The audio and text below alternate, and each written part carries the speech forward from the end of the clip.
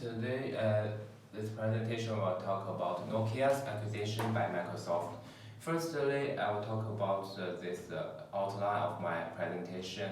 My presentation is divided to four parts: introduction, advantages, disadvantages, and conclusion. Firstly, I will talk about the introduction about this acquisition. In April 2014, Microsoft announced that it finished their acquisition to Nokia's mobile phone business and service, and it's over 5 billion euro acquisition, and it shows the desire of Microsoft to enter smartphone market, and then according to internalization and theory, and talk about the advantages of Microsoft. First one is this acquisition use Nokia's hardware and reduce the Microsoft research time. It can be save time and make let their operating system Windows Phone will enter market and compete with iOS and Android. The second one is this acquisition removes their inequalities of knowledge between two companies, and it will reduce the cost of transaction between two companies. And the third one is it combines two companies' advantages. Microsoft software and Nokia's hardware.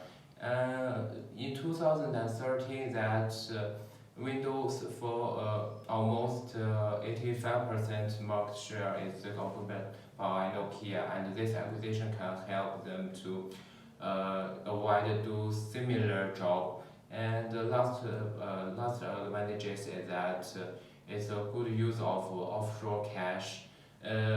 It's compared with American to 35%, and Finnish tax rate is about 20 to 25%, and it can reduce the cost of tax. And then I will talk about the disadvantages according to internalization theory. First one is it increase the resources cost of Nokia's phone. Maybe because of the increased management cost.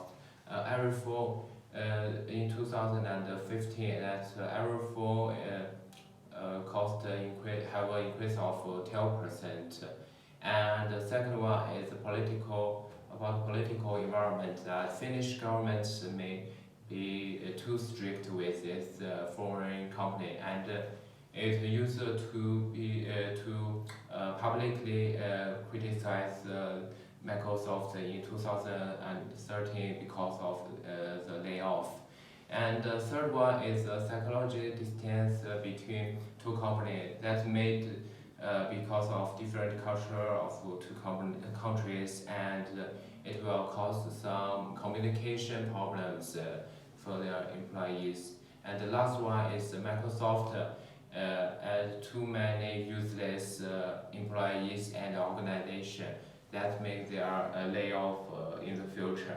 And in conclusion, I think that Nokia's acquisition by Microsoft is a failed case, and that's because the active internalization of Microsoft may increase the production cost of Nokia's hardware.